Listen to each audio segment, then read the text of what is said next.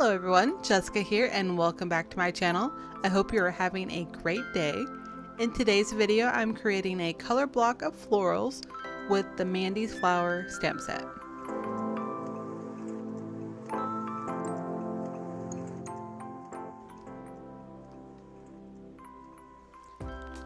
I'm going to make the background layer first. I'm using the beautiful Modern Rose Blooms background stamp.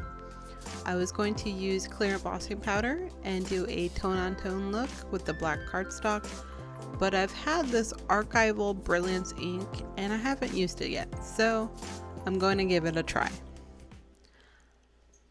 I'm using my larger stamp platform to stamp this 6x6 background. This stamp will fit on the smaller one. I just get a more even impression when using such a large stamp with the larger stamp platform. I used my ATG gun to adhere the cardstock to the platform so that I didn't have to use magnets or washi tape. This was a scrap piece of cardstock that was already cut with a Lawn Fawn dot rectangle die and is perfectly A2 sized already. So there is no room for anything to hold it down if I want the entire front of this panel to be stamped on. Using the ATG gun to adhere to the platform did work pretty well. It wasn't too bad trying to remove the piece after stamping on it. I'm also going to clear emboss this, but honestly you could skip that step if you wanted. I honestly didn't know what to expect from this Archival Brilliance ink. I've never used this line of ink before, and I've only swatched it on white cardstock, and it was a little underwhelming.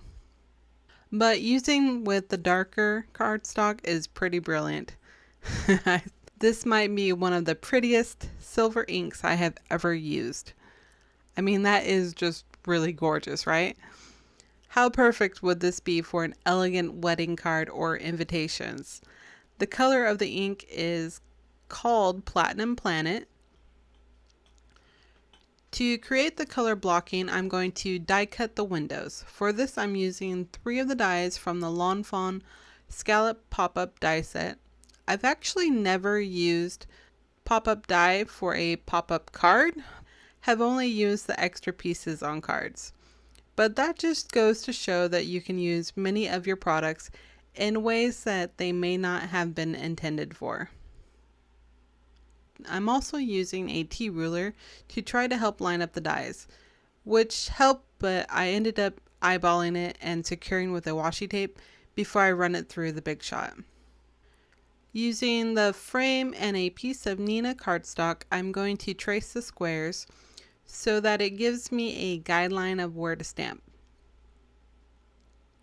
For this, I'm going to use a smaller stamp platform and some post-it notes to mask the edges.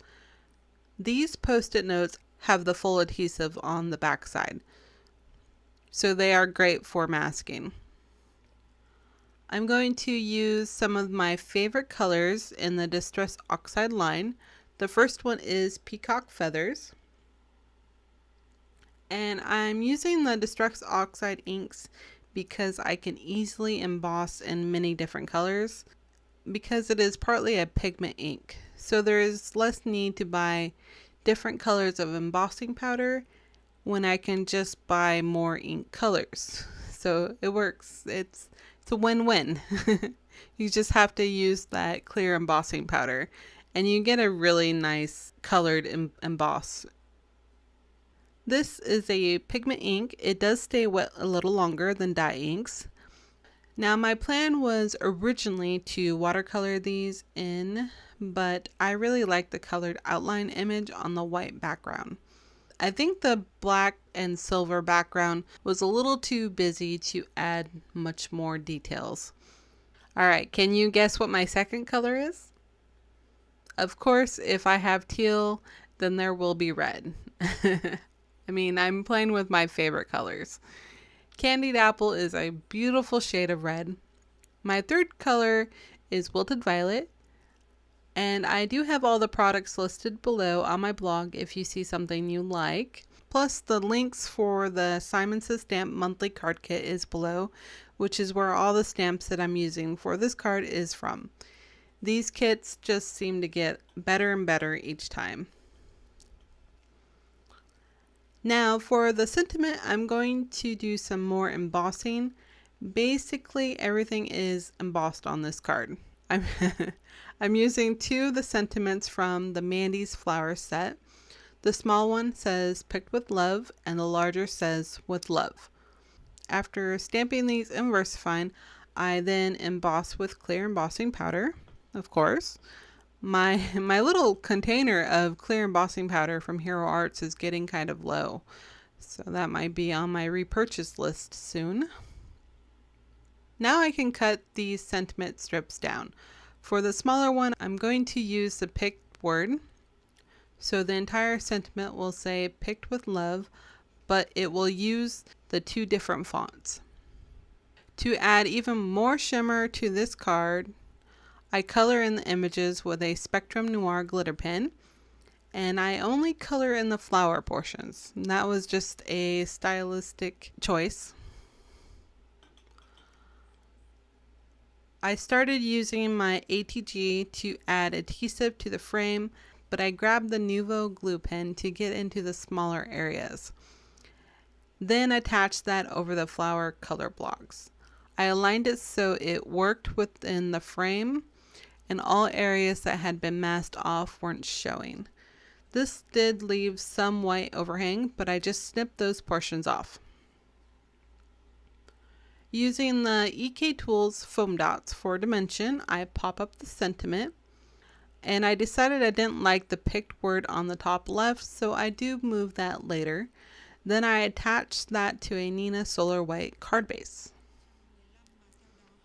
For the inside of this card, I stamped the tulips in Distress Oxide Candy Apple ink and mask off the lower portion. I'm not embossing it this time.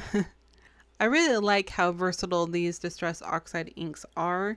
You can use them just to stamp with, you can watercolor, you can emboss with them, you can ink blend them, and then you can create the oxide look with water. So they are very versatile.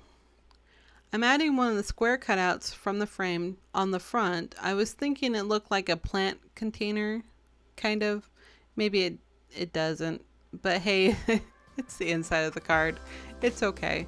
I just like bringing certain elements from the front side into the inside for cards to kind of just tie it all together. The inside doesn't have to be crazy or overwhelming. Something simple that is just cohesive.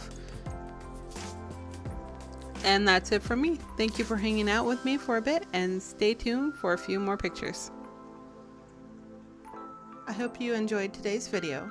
You can connect with me on Instagram or email me directly, or comment below with any questions you might have about card making. All the products I used today are linked on my blog. Thank you so much for watching. Please subscribe to see the latest videos from me. I appreciate you, and I will see you in the next one. Bye! Meh, meh.